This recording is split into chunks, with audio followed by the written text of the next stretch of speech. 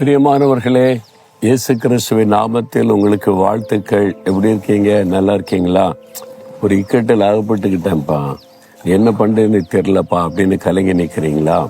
ஒன்றும் பயப்படாதுங்க. உங்களுக்கு உதவி செய்ய தான் ஒரு ஆண்டவர் இருக்கிறார்ல, அவர் தான் உங்களோட தினமும் பேசுகிறார்ல. பிறகு எதுக்கு நீங்கள் பயப்படணும்?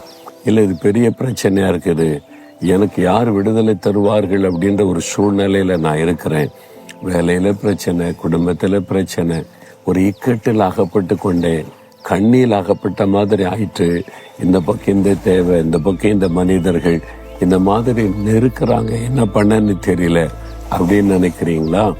ஆண்டவர் உங்களுக்கு ஒரு வாக்கு கொடுக்கிறார், நான் உன்னை விடுவிப்பேன். 50ஆம் சங்கீதம் 15ஆம் வசனத்தில், நான் உன்னை விடுவிப்பேன், நீ என்னை மகிமைப்படுத்துவாய். எந்த இக்கட்டிலிருந்தும் நான் உன்னை விடுவிக்க முடியும் அப்படின்னு ஆண்டவர் சொல்ற. அவரால் முடியும்ல. நீங்க இருக்கிற அந்த இக்கட்டான சூழ்நிலை எவ்வளவு பெருசாக இருக்கட்டும், உங்களுடைய பண தேவை, கடன் பிரச்சனை அல்லது பொல்லாத மனிதர்களால் வருகிற காரியம், ஒரு இக்கட்டான நெருக்கம், அதிலிருந்து நான் விடுதலையாக வர முடியுமா அப்படின்ற சூழ்நிலையில் இருக்கிறீங்களா? முடிஞ்சது அவ்வளவுதான் அப்படின்னு நினைக்கிறீங்களா? ஆண்டவர் சொல்றாரு, என்னை நோக்கி கூப்பிடு, நீ என்னை நோக்கி கூப்பிட்டா நான் உன்னை விடுவிப்பேன் என்பதாக. எனக்கு ஒரு சகோதரரை தெரியும். அவர் ஒரு எஸ்டேட்டில் மேனேஜராய் பணி செய்து கொண்டிருந்தவர். எஸ்டேட் இருக்குல்ல, டீ எஸ்டேட், அதில் மேனேஜராய் பணி செய்து கொண்டிருந்தவர். அவருக்கு தொழிலாளிகளுக்கு எப்பவுமே பிரச்சனைகள் வந்து கொண்டே இருக்கும். அவங்க இவருக்கு ஒரு சில போராட்டங்கள்லாம் நடத்துவாங்க. இவரும் கொஞ்சம் கடினமான ஆளாக இருந்தார். இறக்கெல்லாம் காட்ட மாட்டார், ரொம்ப ஸ்ட்ரிக்டா நான் இருப்பனாக்கும் அப்படின்னு சொல்லி அந்த ஏழை ஜனங்களுக்கு இறக்கம் காட்டுவதில்லை. ரொம்ப பயங்கரமாக நடந்து கொண்டார். அதனால நாளாக நாளாக அந்த தொழிலாளிகளுக்கு இவர் மேல ஒரு வெறுப்பு உண்டாகிட்டு.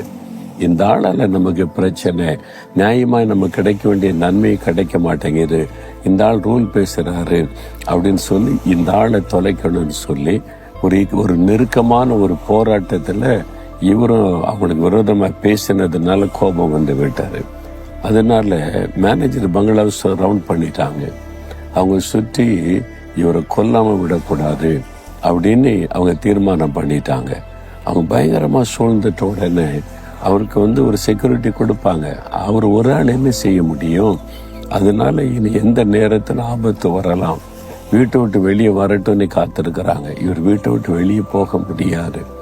அப்போ அவங்க மேலே உள்ளவங்களுக்கு ஃபோன் பண்ணி தெரியப்படுத்தி பார்த்தாங்க. அவங்க வேறொரு பட்டணத்தில் இருக்கிறாங்க, அதனுடைய ஓனர்ஸ். அவங்க சொல்லிட்டாங்க, இது உங்கள் பாடு, நீங்கள் உங்களுக்கு தான் சூழ்நிலை தெரியும், நீங்கள் தான் மேனேஜர், சால்வ் பண்ணுங்க அப்படின்னு கை விரிச்சிட்டாங்க. யாருமே காப்பாற்ற முடியாத ஒரு இக்கட்டான சூழ்நிலை. இப்பொழுது மரண பயம் அவரை சூழ்ந்து கொண்டது.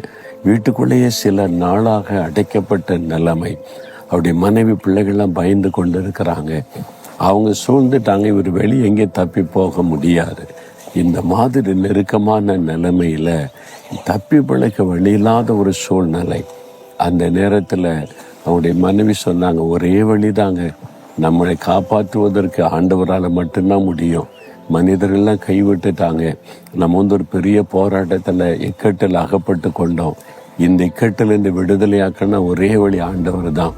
அப்பதான் அவர் முழங்கால் படியிட்டு தன்னை தாழ்த்தி மனம் திரும்பி ஆண்டவரை நோக்கினார்.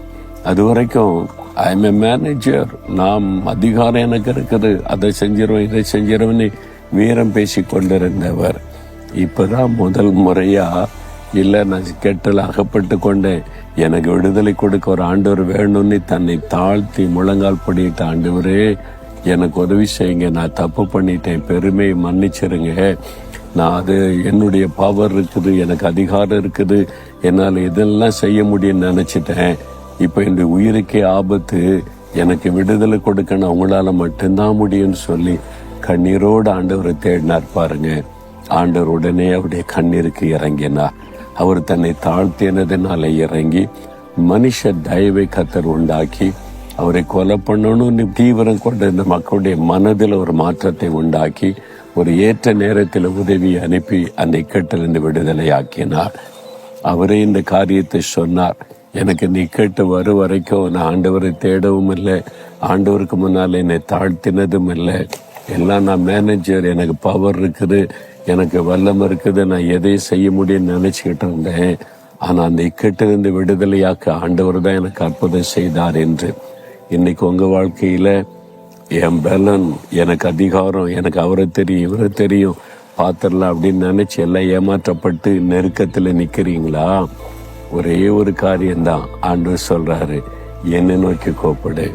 இதுவரை மனுஷரை நோக்கின, உன் பதவியை நோக்கின, உனக்கு உதவி செய்வாங்கன்னு அதிகாரத்தில் உள்ளவங்களெல்லாம் நோக்கின. இப்ப மேல நோக்கி பாரு, என்ன நோக்கி கூப்பிடு. நீ கூப்பிட்டா நான் உனக்கு உதவி செய்யறேன்னு சொல்லி உங்களை தாழ்த்தி, இயேசுவே எனக்கு உதவி செய்யணும் கூப்பிட்டு பாருங்க.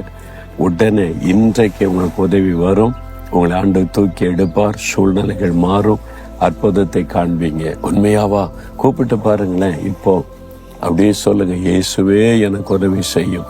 இயேசுவே இந்த இக்கட்டிலிருந்து விடுதலை தாரும். இயேசுவே இந்த நெருக்கத்திலிருந்து எனக்கு விடுதலை கொடுத்து என்னை காப்பாற்றும். இயேசுவே எனக்கு ஒரு அற்புதம் செய்யும். இயேசுவே நான் உம்மை நோக்கி கூப்பிடுகிறேன். இதுவரை என்னையும் என் பலனையும் என்னுடைய அதிகாரத்தை சார்ந்திருந்தேன். இந்த பாவத்தை மன்னியும். உம்மை நோக்கி கூப்பிடுகிறேன். எனக்கு ஒரு அற்புதம் செய்யும். இயேசுவின் நாமத்தில் ஆமேன், ஆமேன்.